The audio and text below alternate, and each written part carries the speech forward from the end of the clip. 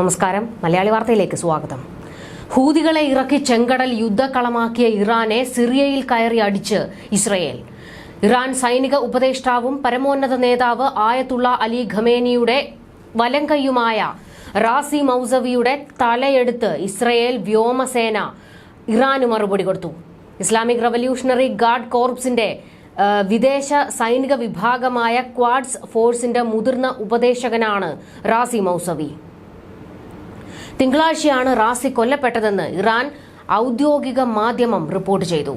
ഇസ്രയേലിന്റെ ക്രിമിനൽ കുറ്റത്തിന് കനത്ത വില നൽകേണ്ടി വരുമെന്ന് ഇറാൻ പ്രസിഡന്റ് ഇബ്രാഹിം റൈസി പ്രതികരിച്ചു. ഇതോടെ ഇസ്രയേൽ ഹമാസ് യുദ്ധക്കളത്തിലേക്ക് ഇറാൻ ഭീകരരെ ഇറക്കാനുള്ള കളമൊരുങ്ങുകയാണ്.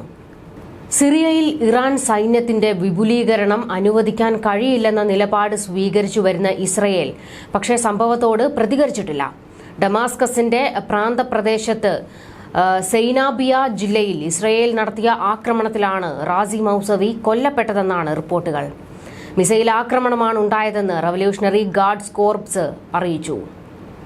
2020 US ഡ്രോൺ ആക്രമണത്തിൽ ബാഗ്ദാദിൽ കൊല്ലപ്പെട്ട ക്വാഡ്സ് കമാൻഡർ ഖാസിം സുലൈമാനിയുടെ അടുത്ത കൂട്ടാളിയായിരുന്നു റാസി മൗസവി.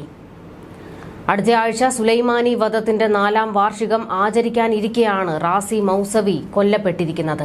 കനത്ത തിരിച്ചടിയാണ് ഇറാൻ ഉണ്ടായത്. 2020 ശേഷം കൊല്ലപ്പെടുന്ന ക്വാഡ്സിന്റെ ഉന്നത നേതാവാണ് റാസി.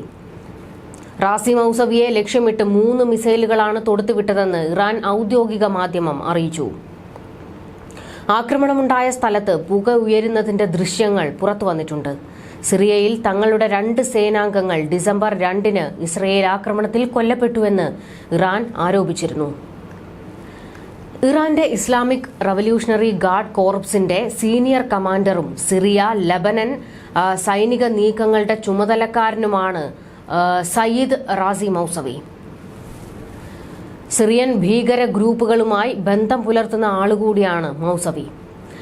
ആക്രമണത്തിന്റെ പശ്ചാത്തലത്തിൽ ഡമാസ്കസ് ഗ്രാമപ്രദേശത്തുള്ള സൈനബ് പ്രദേശത്ത് വൻ സ്ഫോടന ശബ്ദം കേട്ടതായി ദ ജെറുസലേം പോസ്റ്റിന്റെ റിപ്പോർട്ടിൽ പറയുന്നു. നിരവധി നാളുകളായി ഡമാസ്കസ് അന്താരാഷ്ട്ര വിമാനത്താവളങ്ങൾ ഉൾപ്പെടെ ലക്ഷ്യം വെച്ച് ഇസ്രയേൽ ആക്രമണം നടത്തുന്നുണ്ട്. ഈ മേഖലയിൽ ഇറാന്റെ പിന്തുണയോടുകൂടിയാണ് സിറിയ നീക്കങ്ങൾ നടത്തുന്നത്.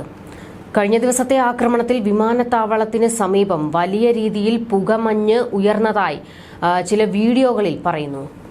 സയ്യിദ് റസ മൗസവിയുടെ മരണം ഇറാനിയൻ സർക്കാർ ഉടമസ്ഥതയിലുള്ള ബ്രോഡ്കാസ്റ്റർ പ്രസ് TV സ്ഥിരീകരിച്ചിട്ടുണ്ട്.